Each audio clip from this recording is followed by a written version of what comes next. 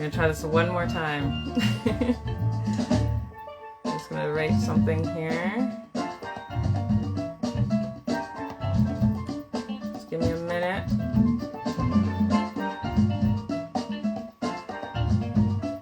Hello, hello.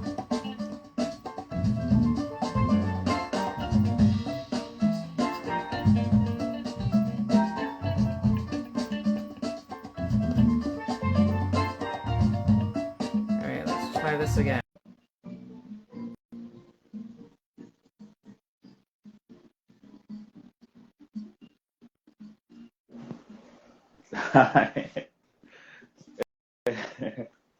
Gotta love technology. Yeah. It be like that sometimes. Yeah. So welcome. Hello, how are you? I'm good. Thanks for having me. Really Of course. appreciate it. Of course. What have you been up to? How's your weekend? It's been good. Been productive. It's been a good weekend. Can't complain. That's good. So a successful weekend is what I'm hearing. Yeah, definitely. Definitely was successful. Got some good That's good. things done. Yeah, that's good. That's good. So before we start, I'm just gonna ground rules. For those that are watching, if there's any questions that you have for Marcus, please put it in the question bubble on the right-hand side of your screen down below, and I will make sure he can answer it because he can't go anywhere. We have him for the full hour. So he'll be in the hot seat. So we're going to start off easy and then get to more difficult questions. So the first question shouldn't be too hard. Who is Marcus Prince? So Marcus Prince, I'm 28 years of age. I love music. I love steel pan. I've been playing steel pan for 14 to 15 years. When it comes to genres, I love gospel music. I love jazz. Um, Basically, Latin. So I have a deep passion for music. I have a deep passion for God. I'm a Christian. Um, I love sports as well. So yeah, when it comes to me, it's between sports and music. You know, What's your favorite sport? Football. Do you play? Yeah. What position do you play? Midfield or forward. Oh, okay, so you're the person I hate. Okay, Ah. I'm a keeper, so Oh, nice. That's good vibes. yeah. When I come to train, we'll play. Oh my goodness. So how did you get involved in Pan?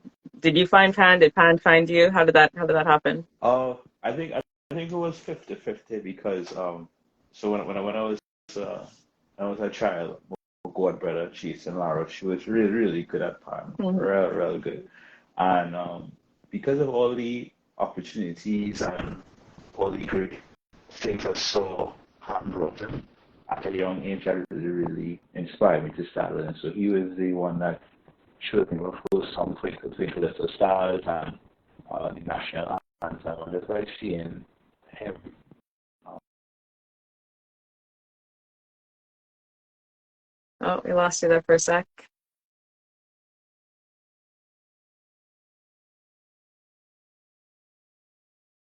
We lost him for a second. Hopefully he comes back.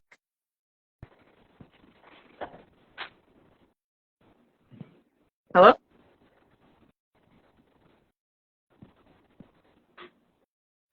yeah, him. Yeah, Yeah. there we go. We kind of lost you there. Oh, okay. Yeah. You want me to repeat the answer or? Yes. Yes, if you can. Okay. Yeah. Okay, cool.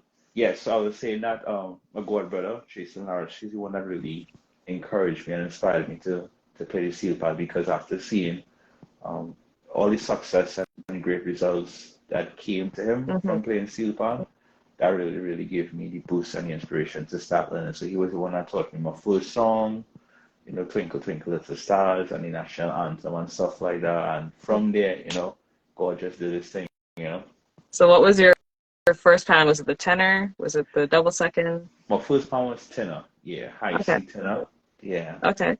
So I started with tenor. I branched it off like a little bit when I was at UTT, but since from then, tenor has always been like my main. Your first Um, love. yeah, first love. So is there any other band that you would like to try that you haven't tried Uh, yet? well, when I was at UTT, I tried double seconds and I really, really like it. So I definitely want to invest in one in the future and Okay. really take time to shred it and stuff like that. Yeah. Okay. Yeah. Okay. Interesting. So I know you also arrange. I yeah, Yeah, you do? arrange. Yeah, Yeah, you yeah. arrange? Okay. No, there's more pause because you know when. Sorry. There's a backstory. Go do tell. No, the reason why I was in silence when they said arrange, like I don't arrange for any band, but I definitely arrange music. Yeah, Yeah. So how yeah. did that come about? Did you just fall into it? Did someone kind of say you should arrange music? No, I think you love for arrangement. I think because of course in CXC music you had to arrange a song, but I Hmm. think the love for arrangement really came when I was at Berkeley. You know, seeing just being exposed to um the different types of arrangement and the different styles and stuff like that. That really, Hmm. really because when I was at UTT, I had a deep passion for and I still have it for composing. But it's Okay. when I went to Berkeley, that's when the spark for arranging really got deep, you Yeah. know. Yeah. So what is your process when it comes to arranging? Because I noticed a lot of Um, people have different processes. What's yours? for me, so for example, like if someone comes to me and if I have to arrange music for like say an artist or whoever Mhm.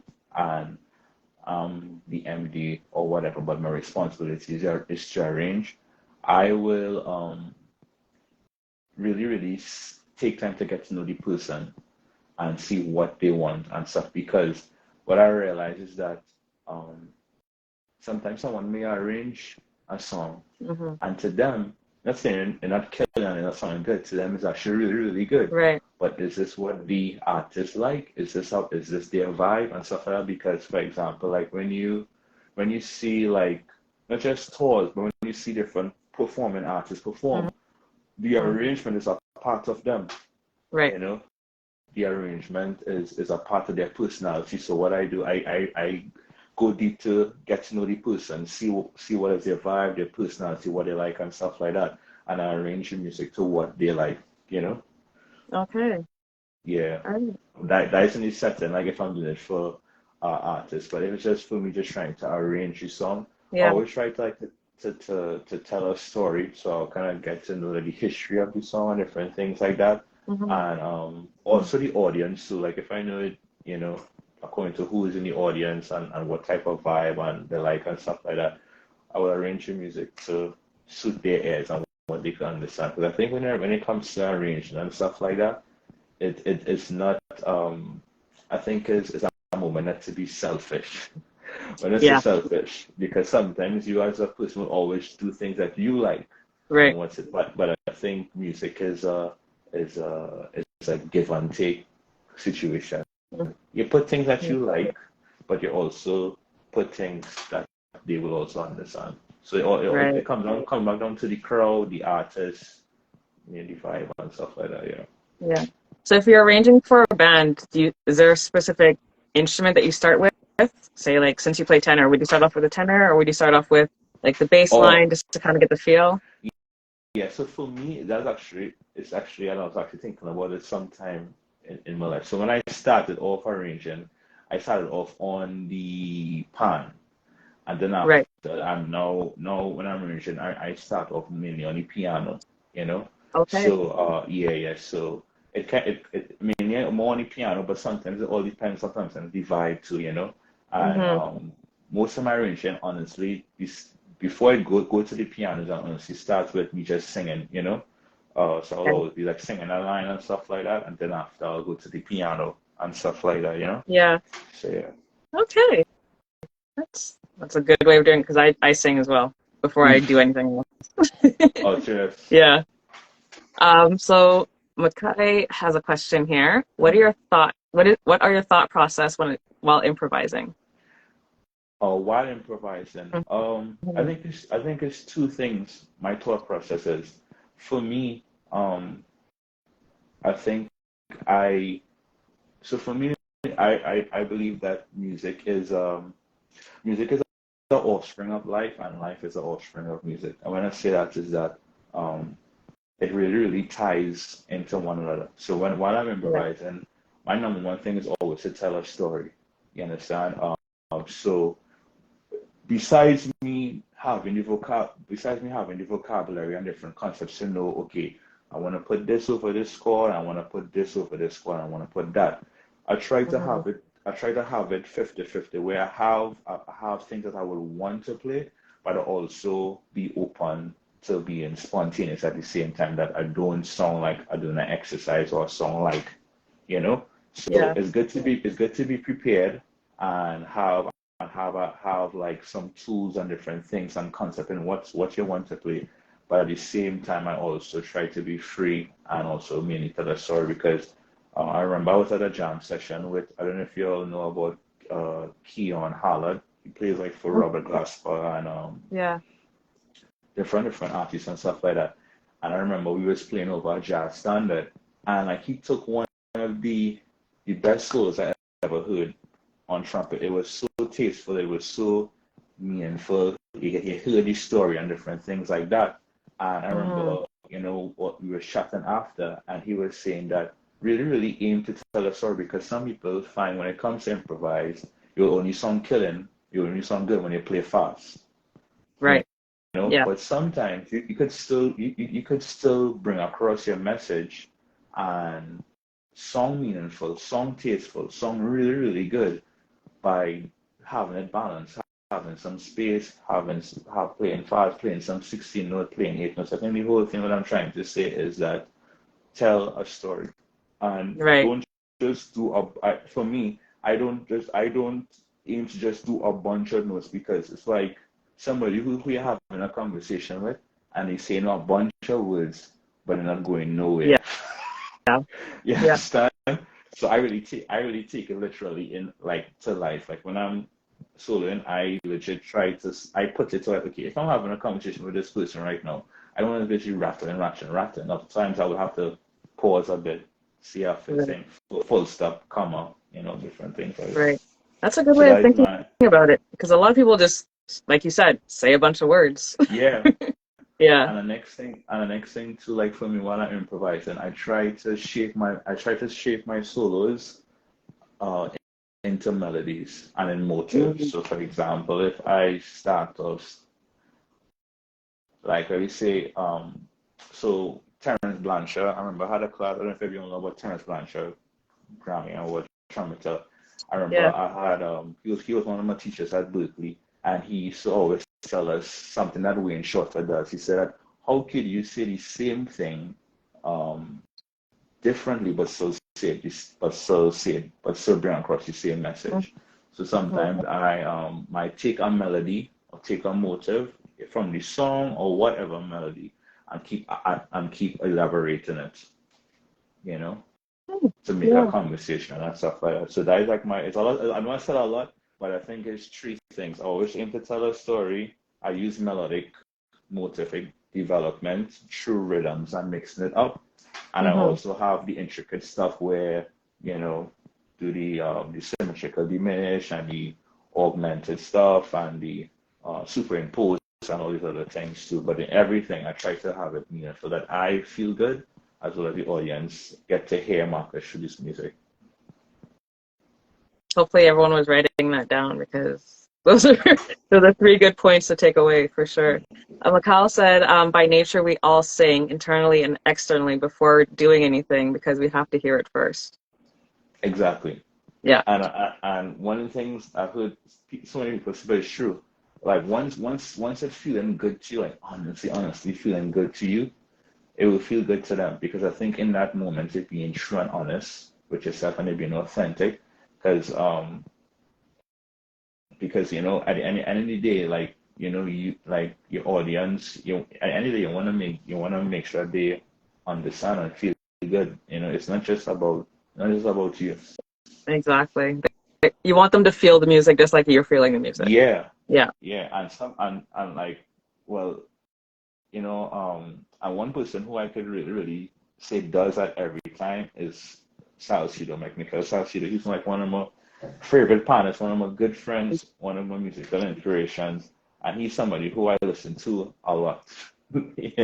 Listen to all that, and I took a lot of things throughout the years from, and even when I hear him solo, like you could hear the story that he's telling, but you could also feel him every time. And I think that even if somebody who is not musically inclined listening to Sal, they will leave full Yeah. musically. Yeah. You understand? And I think that's the whole thing. You want your audience to leave full. You don't want to just be like, what was they doing? Yeah.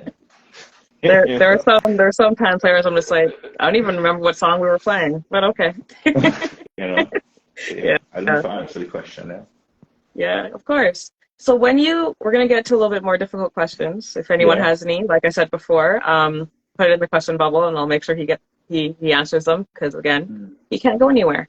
So so when you started playing pan to now, have you Mm. noticed any changes in the pan community, as in with support or just exchange of information? Have you noticed anything different? Or has it been pretty much the same? Yeah, no, I definitely. So one thing is that change is inevitable. Change will always happen. Hmm. And of course, in life, there's always pros and cons. But I Yeah. definitely saw a lot of great changes in the pan fraternity. And one of the things I'm seeing is that we are realize that we're in this season right now. Like all of the great legends like Len Bushi Sharp, Ray Holman, um, Von Sport, Leon Smooth Edwards, and so much more that did so much for Pan, Hmm. in so many different ways. They are still adding a lot. They are still inspiring. They are still motivating through music and Pan. But one of the things that I love to see is that they are giving room for the younger generation to come, and that is one thing that I've seen, especially in this season. A lot of great Panis is stepping Hmm. up in confidence and boldness and and not even when I say confidence and boldness, I don't even mean like, well, I bet you know, but they're taking that step of they believe it in themselves that now is their time to step out and add.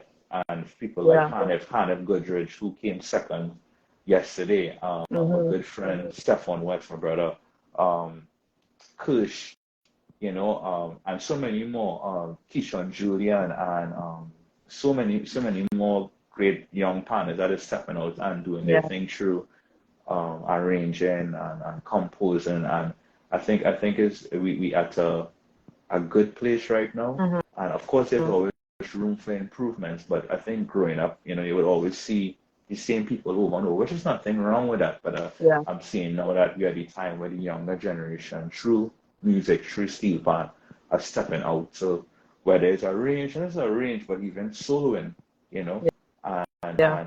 and improvising, and you could see also. So I'm seeing that everyone is trying to stretch themselves and go more into different genres and stuff like that. So Hmm. good things are really, really happening. And we just That's need to stick together and keep encouraging one another. 100%. I totally agree. Is there one thing that you would like to see improve or change or? Oh yeah, if it's one thing I would like to see and improve and change, I think this is not and this is not just I think just in general, I think I would love to see um more opportunity. Yes, yes, yes, the younger generation, like of the teenagers are stepping out and stuff like that. But I would Hmm. love to see it go even younger, because one of the things that I experienced by being away is that not to limit anyone.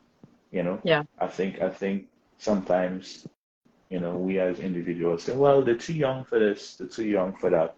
No, like if you like, I remember Rashot, yeah, like he had said this in a song. He's like, if you train a child how to grow, when they get old, they won't move. So, but if you bend the tree young, it will hard to shit. So if you start them off with the right things at a young Mm-hmm. age, of course, they're not perfect, but once you keep sharpening them and sharpening them, like, oh, young, Yeah. when they get older, they will be at a level that they could think. So I think even in the pan, when they pan fluency, yes, we have these kids, but go deeper with them because as stepping out from music of it, the same way how in these Arabic countries and in these African countries, they have these kids holding guns to do negative stuff, and they put Yeah. in that trust within them to do those negative things. The same way how we could put that trust in these kids at a young age to do something positive with their life.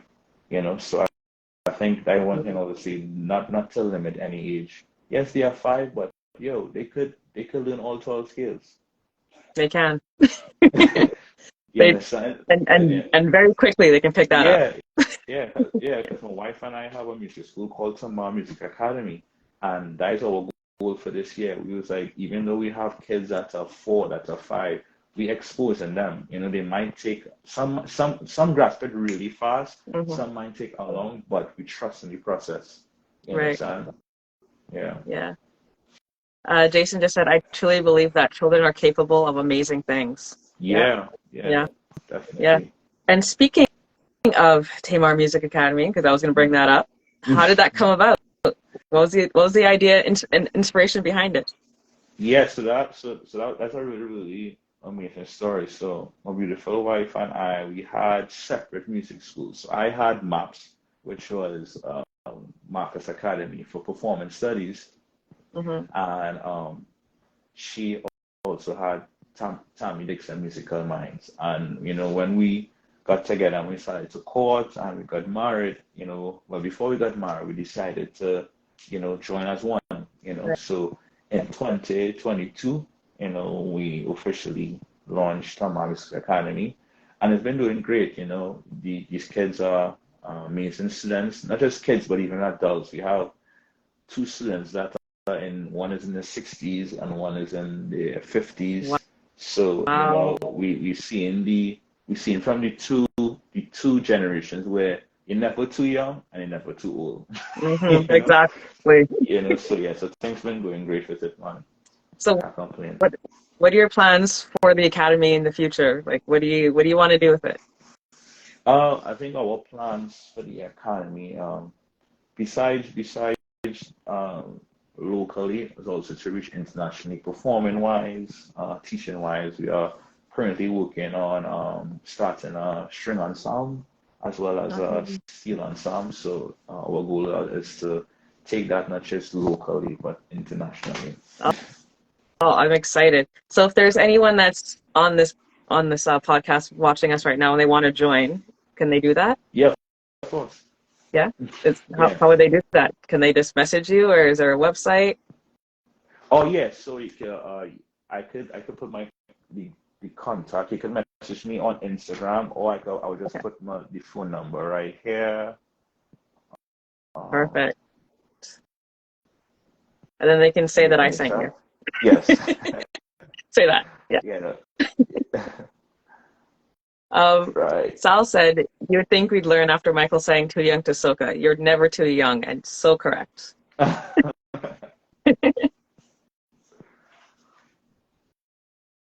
So when it comes to, I'm assuming you've traveled playing pan. Mhm.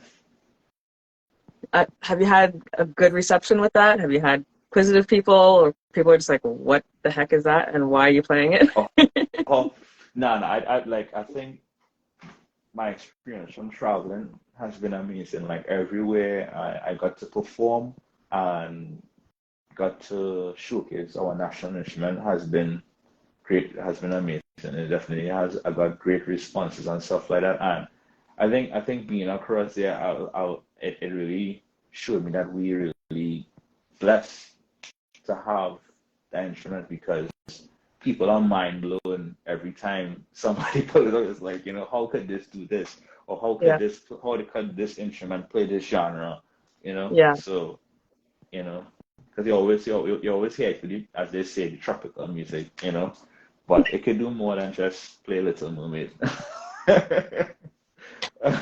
Trust me. Every time I play out, this is the first song people want me to play. I literally I lie and I'm just like I don't know that song. Sorry. Yeah, when I was across there, like it was one song I got requested to play a lot. Is with someone with. I actually it's funny story. Someone who I was playing with, a killing drummer from Japan. She had her recital, and she asked me to play it. I thought she was joking, but she's like, yeah, she had a full score arrangement, everything, and yeah, and I had to play it. Well, she played drums and had a whole band, and we played Little Mermaid for her recital, final recital. So, It's so that funny. was cool. Yeah. Yeah. Jason has a question. Did you do much travel tour in the U.S.? If so, how did you introduce the steel pan to the American citizens? Oh, yeah. So I used to play when I was across there. My good friend. I don't know if you all know about J. Scott Martin Glove. He's a killing bassist. He always plays with a glove. Yeah. So when I was in the States, I was a part of his band and stuff like that. So we perform at places such as like Philly, Nashville, LA, and different things like that. So I think those were the opportunities where I used to showcase the music, and I think it was really cool for the American culture to see that the music was playing in different genres. I think that was one of the mind-blowing things, you know? So, yeah. Yeah. I know earlier you mentioned that you are heavy in gospel and jazz. Pardon me? Sorry, we're losing you. We lost you there for a sec. Earlier you mentioned that you enjoy playing gospel and jazz music.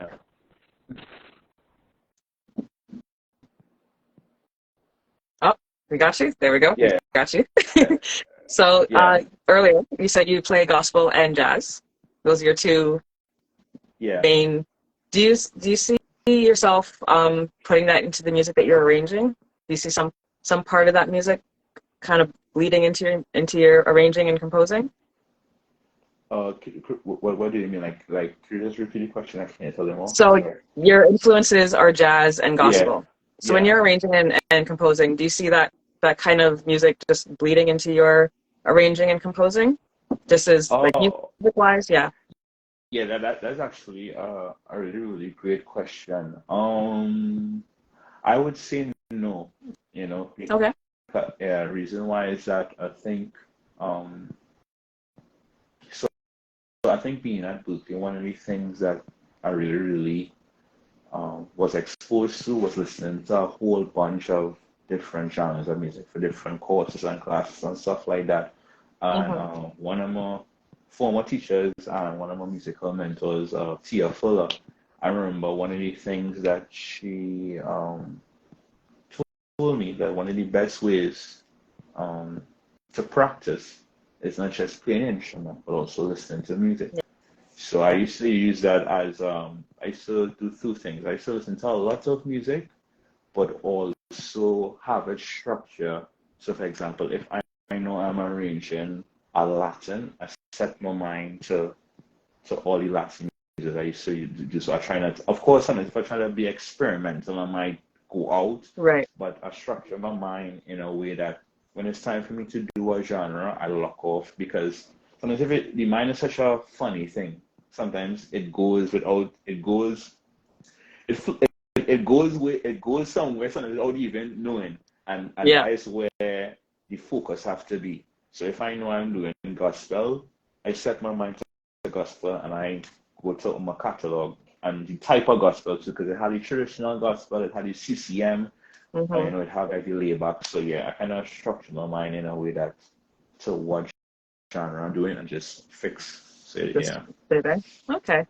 Jason just had a comment here. I'll be moving to the West Coast soon, and I'm going to be doing a lot of introducing people to Pan. So he just wants to make sure he's doing the best that he can. So.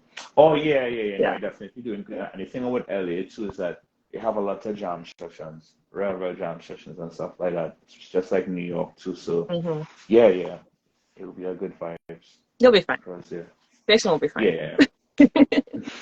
Another question came in by Sean.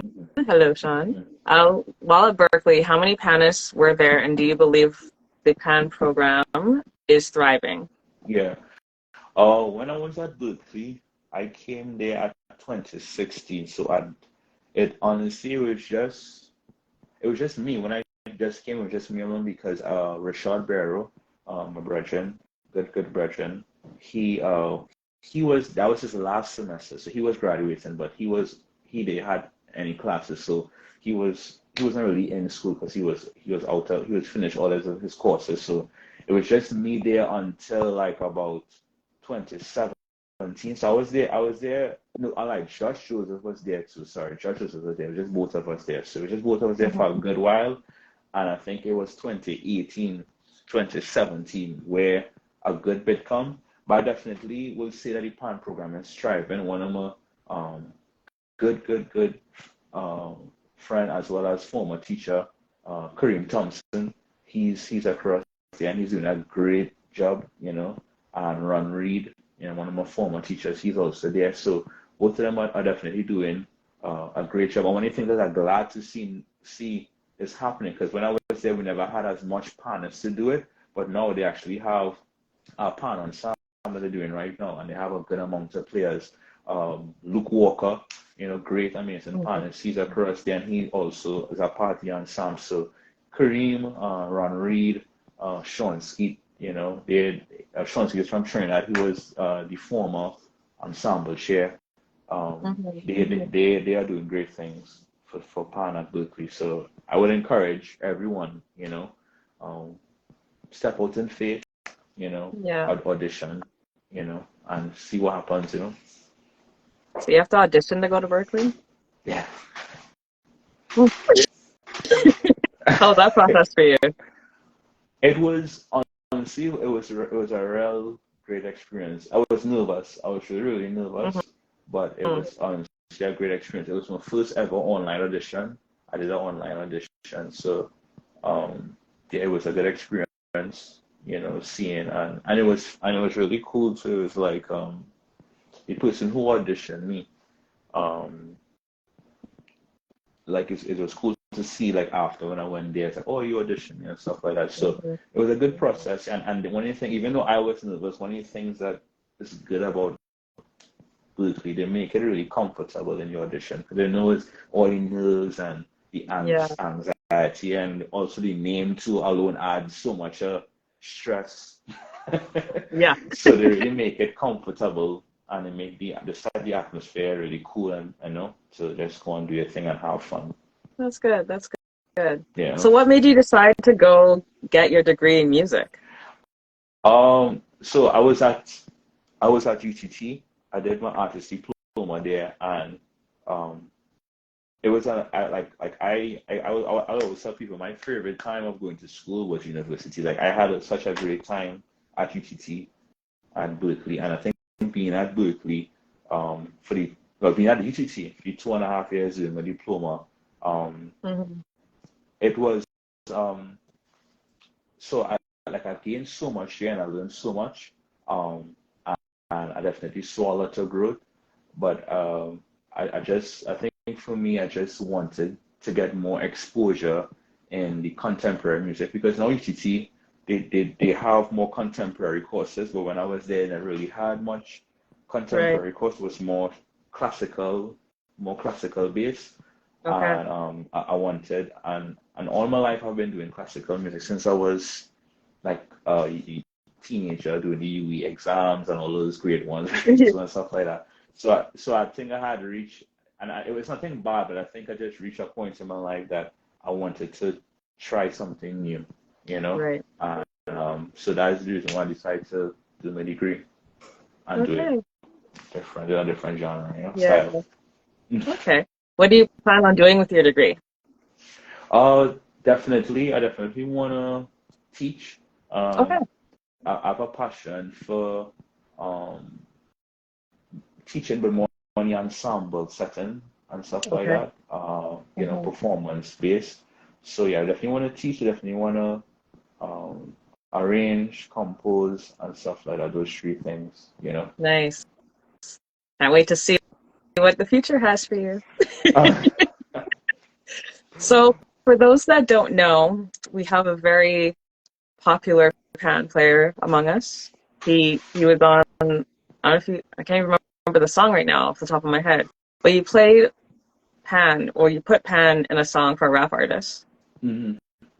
Do you want to talk about that and that experience and how that happened and Yeah. all that fun stuff? Because that is huge. Yeah, that experience was everything happened. It was a great learning experience, and everything happened so fast. So what happened was it was 2018. I remember I was home for the July August vacation, and kind of funny how it started. I remember I woke up one morning and it was blazing hot. Sun was red hot in Trinidad, and I remember I was just chilling in my room, and someone Mm, texted me. So the thing about Berkeley too is that because they have their own studios, and they have so much of projects when it comes to recording and different things. Sometimes persons for their classroom project might need someone to record, because they mm-hmm. have a MPNE degree, which is music production and engineer. And Okay. so with that course, you always see students asking, "Hey, could I record you, or could you come to this session?" So a student hit me up asking me if I had equipment to record stuff. And I think how the day was going and stuff like that, I was like, wait, Marcus, boy, I just really just not feeling like recording anything for any class project. It was just like one of those days just trying to chill. Right. And I just say, you know what, let me just help him out. So I say, yeah, I have equipment and stuff to actually say there's this multi-platinum producer called D.A. Doman, he check out your videos and stuff like that, and he. Sorry, Hmm? I can't hear you. Oh, you If hear me anyone, now? oh, there we go. Hear me Yeah, now? yeah. Yeah, yeah. He told me that this multi-platinum producer called D.A. Doman, he check out my Instagram videos, and he really like the stuff and playing and stuff like that. So you want to find out if I'll be able to record on and stuff.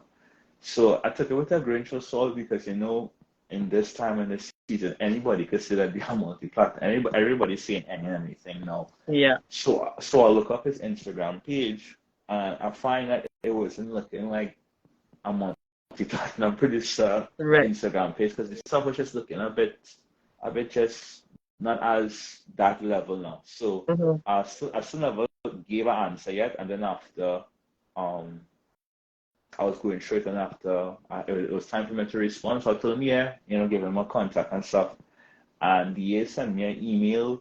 Um, he sent me his discovery. So when I click his discovery and then link to Spotify, I was like, oh wow, like he actually really, really is legit. And Mm-hmm. the persons that he produced for was people like Chris Brown, Tiger, um, Rich the Kid, so much different rappers and stuff like that. So I told him, yeah, Mm-hmm. let's work, and he sent me the contract, everything and stuff like that. And starting, it was like a actual like a job, starting from July 2018, I was working for him. So he would just send me raw drums, Mm-hmm. and I would just send him pan, and it was a interesting situation too at the same time, because I remember that summer my laptop screen had broke in the beginning. Oh, wow. As soon like I think it was the second week after I came home. And then after a little while after I got the job, so I was okay, like my laptop screen broke, how I'm gonna record stuff I can't see. Mm-hmm. So the whole of July I was working from my living room, and I kept it on the download. I didn't tell nobody, even tell my parents. So every day they would just see me in the living room with all kind of mics and different things. Yeah. And I used to use the TV screen as the monitor. So I was just Smart. yeah, yeah. So I was just recording and stuff like that. And I remember he sent me some drums, and I remember that exact melody that I recorded for that song, I almost deleted it because I was trying to. There's a particular line in the song, if like, so bum bum blah, that right there, blah. I wasn't getting it Mm-hmm. as clean as I want, and I probably reached about six, seven, six. And I was like, I started to get frustrated. I was like, we're just trying this not coming how I want. And I almost did it, and I just said, well, let me try it one more time. And I tried one more time, Right. that was TT. And I sent it to him, and I kept on working through. And then after the last day before legit, my flight was early in the morning, like about 6, 7, and I was already up like 4. And he sent Mm-hmm. me a text telling me that Kodak said yes to the beat now, you know, and you know, and from there, you know, it came out and it went platinum, I think about 4 to 5 times. And Yeah. yeah, it was just a great learning experience. It was fun. It was a lot of work, you know, Mm-hmm. because around that time it was fun and it was a lot of work because I was in the East Coast and he was in LA. So there were times that I was in school because I was still looking for him when I went back to school last semester. So we would do night sessions. So in LA, his midnight is 2 a.m. my time. So Right. sometimes I would, go to class and then after set my alarm, wake up at 2 a.m. and go and do studio sessions with him and stuff like that. And it was funny too, because people always see me like 3 a.m. say, well, Mark is going all these mics into the practice room. But I kept it only down for a long, long time. And Yeah. yeah, that was it. That was just, it was just, it built my work ethic, I must say, because, when you're working with different time zones and it's business, so when sometimes he would just send me a random text at 3 a.m. saying, yo, you ready to work? And, and that was it for about 9 months, you know? Yeah. So, What? yeah, because sometimes too, like, when you're working with producers like that, it's really in high demand, and especially to how popular the song was going and how Mm-hmm. and how big it was. Like, everybody wanted that steel pan, and a lot of people tried to figure out, okay, what did he do? Like, did it on Logic? And a lot of people didn't know. He kept it a secret. And well, of course, it's Mm-hmm. out now because all over. Yeah. But people are trying to figure out, where it was. So as how it was so popping and it was hot, we just had to keep that momentum and stuff like that. So yeah, that happened, and it was a good experience, and I learned a lot in the music industry and what to do and what not to do, and when it Mm-hmm. comes to the music business side, you know. Yeah. So speaking of the music business side, Hmm. if you can give us one thing that you learned that to do, one thing that you would not do again, Yeah, and just music business in a whole, like what was that? I wouldn't say what yeah. was that like, but just working with them.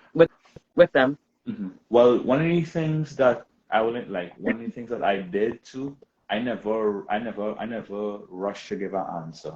So I'm Mm. grateful to my two friends, Santana Jackson, Carolyn, his girlfriend, Carolyn Jackson. She was she was doing her music business degree at Berkeley.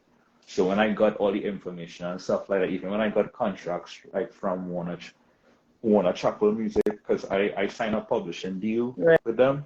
So even when I got the contract from them and I got the contract from ASCAP, I had her read it through. Even when he sent me his personal contract, I read it through and stuff like that. And honestly, I was a bit kind of concerned at first because a lot of times you always hear these stories about people recording this song and they never get featured, Yeah. or recording this song and they never get paid or they never get recognized. And I'm grateful for his loyalty and work ethic. I think D is one of the producers out there that he don't he's a fair guy, Right. so um he what he does what he does some other producers don't do. So when I got the contract and stuff like that, one of the things I want to encourage people to do is that when you're doing things and someone asks you to do stuff like this, try not to aim to just take a one-time price, Mm. because what tends to happen, and of course, yeah, we had to use wisdom. Of course, we don't know who is the artist and what to think, but once it's a legit known artist or producer, don't they will always come and say like, hey, could you record this? I will give you this and stuff like that. Yeah, this person's singer in it.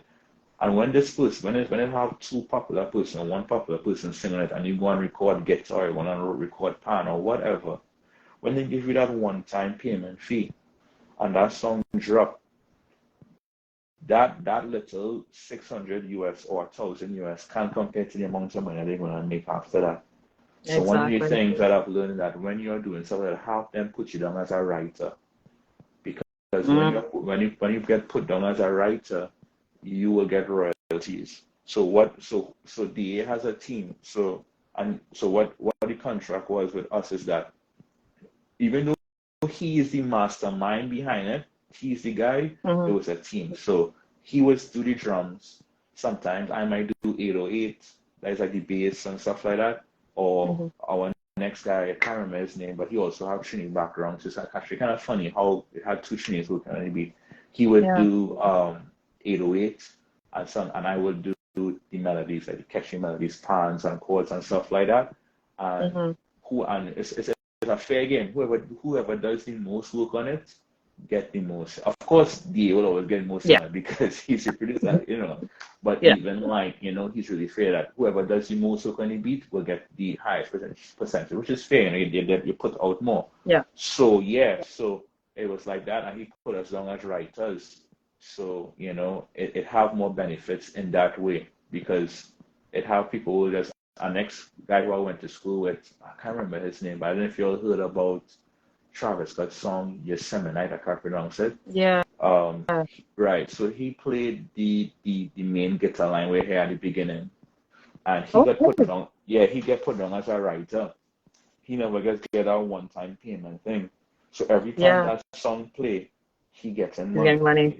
So I think it's important to come confident and come stating your stuff and stand in your ground because it has people out there that really just want to suck you and take your talent and not reimburse you of your worth.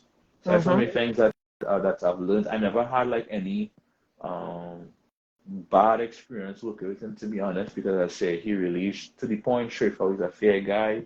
You understand? I think he's a family person, so you have family and stuff, so he understands people out there trying to So that's the whole story behind that song. Nice. And some people mentioned it was Kodak Black, Zeze. So if you haven't heard it, I don't know where you've been, but you should take a listen. So you're obviously going to do that again if you get the phone call to be on an album or a song. Well, to be honest, I won't. So let's say I'm a Christian and stuff like that. So that was a different time in my life, a different season.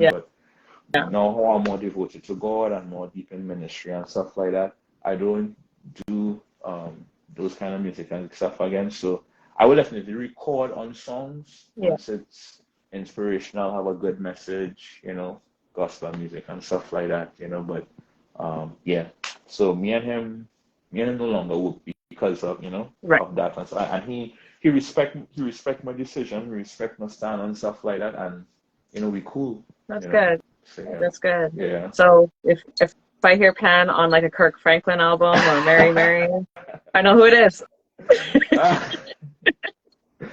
Yeah. All right. So if anyone has any questions, please put down in the question bubble below. I know you have an event coming up on July 30th, I believe. Yeah, July 30th. Yeah. So I have a concert called Thank You Lord. It's actually a fundraising concert towards raising funds. So besides music, I have a passion for fashion, and I always wanted to open up when I was in Boston, and then I wrote down in Michigan that I wanted to start, a Christian clothing store. So I stepped out in faith. That in order to start a business, you need money. Yeah. And I haven't had a concert in a real long time, and because of the pandemic and stuff. So I was like, Yeah. you know what? I just feeling like it's time to not just besides having a fundraiser, but also have this concert. It will be a great concert, inspiration, fun. Just remembering, I think in the midst of everything that is happening right in the world, the Bible says, in all circumstances to give thanks. So I think it doesn't matter what we are going through or what is the circumstance, we always have a reason to thank God. So it's an evening just to thank God for all of the good things and just for who He is, I think I saw someone have a question. Yeah. So Judah asked, what was it like working with Jesus Molana? All right. Oh, Jesus. Yeah, Jesus. Yeah, Jesus? That's my brethren. So, bro, Jesus, it was a mind blowing experience. So just to kind of give a backstory, because this backstory inspired me, and I hope it also inspired you. Also, Mm-hmm. I remember I was at Berkeley, and I needed a roommate, and he also needed a roommate. I remember we was inside the area room, and then after it was like, yeah, you need a roommate by this time because they have no more singles. I was like, dang. So there was like, but it had this guy called Jesus Molina. I knew who he was, but I never, it just never kicked me as the same Jesus Molina. It's like, I had this guy Right. Jesus Molina looking for a roommate, so I started to laugh. I was like, wow, that's actually crazy. So I remember I hit up my friend. I was like, bro, guess who they're thinking about paying me to live with? So I was telling my friend Ben, I was like, he was like, you lie. I was like, yes, bro. So then after he came in the room and we spoke, and he was like, he's a real cool guy, but Mm-hmm. he's really focused. He was like, I don't party, this, that, I don't want this. And I was of the same vibe. So we were just like, so we started to live together and stuff like that. And he is one, like, it's like top two. I would say he's number one, the most disciplined musician I ever met in my life. Wow. Yeah, like everything that you all see on YouTube, and like, 'cause I lived with him for a year, and everything Mm-hmm. that you all see on YouTube, Facebook, TV, like, he practiced every single day. Like it was religious. Like, he would wake up, go in the cafeteria, eat, go in the practice room, come back, sleep, go and eat, go back in the practice. He would always be practicing. Wow. So, like, I remember when because and he was a prodigy. Like, he never. The funny thing is, like, his first instrument was actually saxophone. So as only when I thought it was piano. So Yeah. when I remember, it was just mind blowing to see how around that time he told me he was playing piano 3 years so far. And I was like, were you playing piano 3 years and you playing like that? And like, yeah, and it pushed me, because and like, I know I practice, but like the way how he was It's practicing and what different. he was practicing, I remember at the time we went and checked together, and the brother with my head hurting because it was like the level that he was on. So I remember when he asked me to play on that song, like, I was really grateful. I Mm-hmm. was like, really want me to play in your band, bro? Yeah. Yes. But yeah, I was really, really grateful, and I had to come with my chops up, because these guys, because he's really, really he's one thing about Jesus is that he's very, very deliberate. He's very, Mm. very, very deliberate in who he chooses. So if he chooses you, he sees something inside of you that he sees that you can add, and Right. to whatever he's doing. So he doesn't choose anybody to play with him. And so when I Wow. saw the band, I was like, and who he had, I had to really, really, like, come, like, fully, fully, fully prepared. So it was an amazing, amazing experience. Like, he this is a great guy, an amazing musician, and headphones fell. Yeah, and when it comes to discipline, he's number Yeah. one, bro. I never saw anybody of how religious he practiced in a great way. That's crazy. Yeah, it was really, really mind blowing experience in that. Yeah. Yeah. There's a comment here from Sherwin. Marcus Prince, great player, innovator, and overall cool cat. We have mutual Diego Martin River Estate roots. Now, blessing showing. Now, yeah, yeah, we have. He lives in Trinidad. Like, his family lives like 3 minutes from me. Oh, It was wow. a real, it was a real, it was a real small world. I remember I went to a family gathering, and I was like, wait, y'all all really? I was That's like, because crazy. yeah, because it's all of us seeing each other on social media, not knowing it's Yeah. like all my, like, 3 minutes away. We have family related. So my grandmother is also related, and it's just like it just came. It's like, wow, it's a small world. I saw true that. How do you think Yeah. influences? Um, yeah, Yeah. I think one of the ways I influence is because the same with genres. I think this will, not everyone, but a lot of people. Yes, we do an amazing, amazing job at tropical music and Caribbean music, but we do an even amazing job on different genres of music.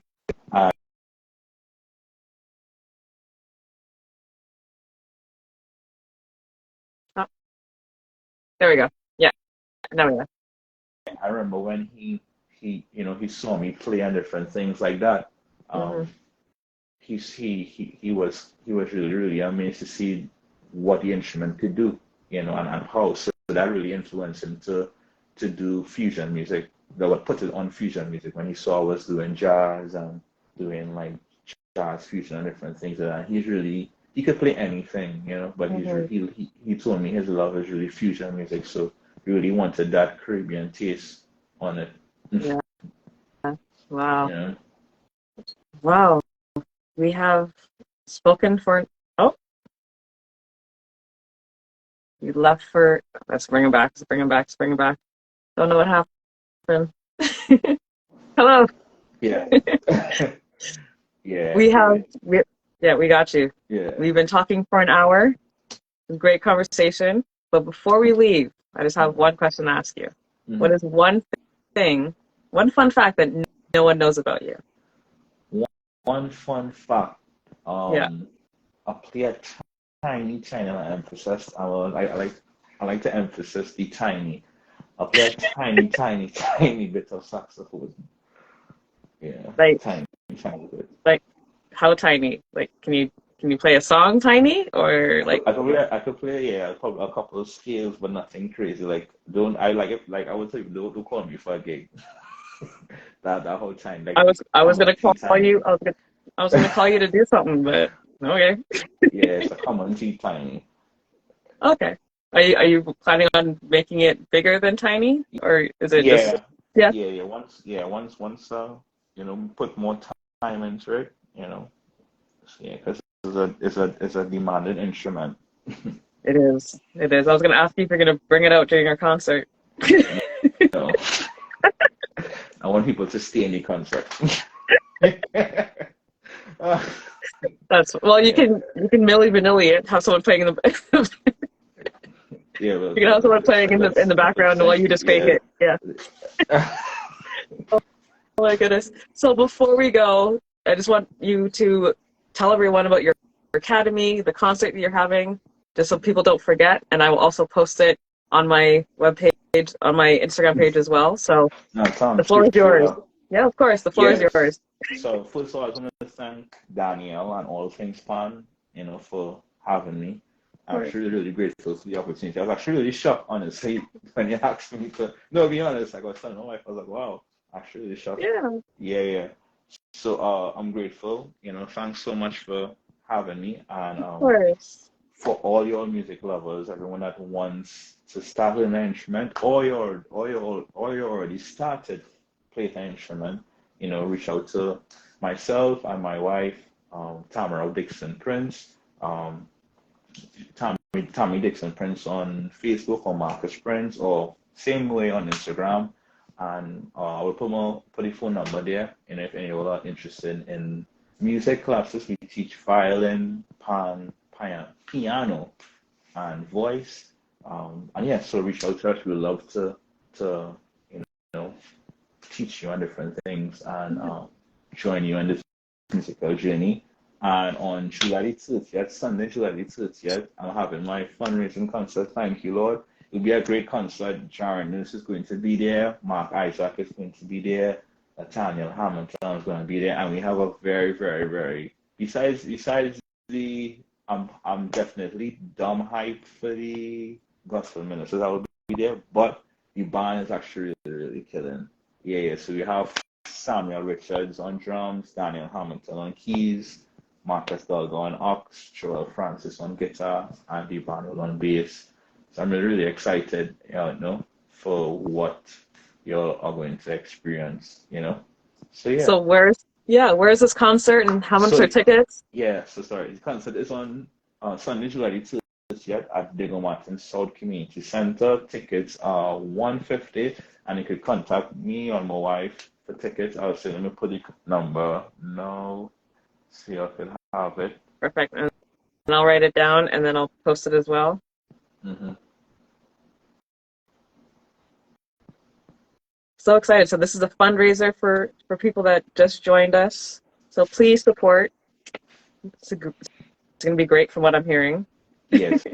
So definitely excited for the show. And yeah, come out. Tickets are 150, and you can contact us for tickets and stuff like that.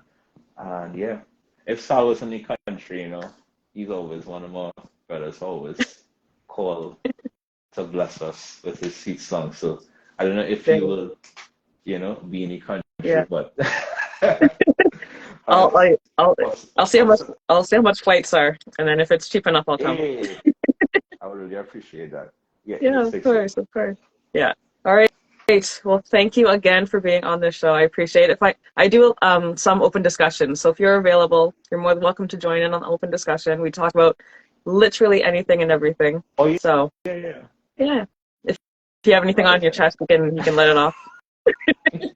No, definitely. No, thanks for the invite. Yeah. Appreciate it. Of course. Thanks again for all you guys tuning in tonight. It was a great conversation. I hope you had your notebooks because you dropped a lot of knowledge today. So if not, you can rewatch it and write it later.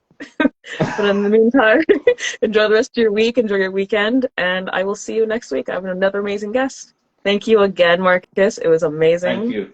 I definitely enjoyed speaking with you. Awesome. Thank you, and we'll keep in touch. Will do. Okay. Have a good night, everyone. Bye. Bye.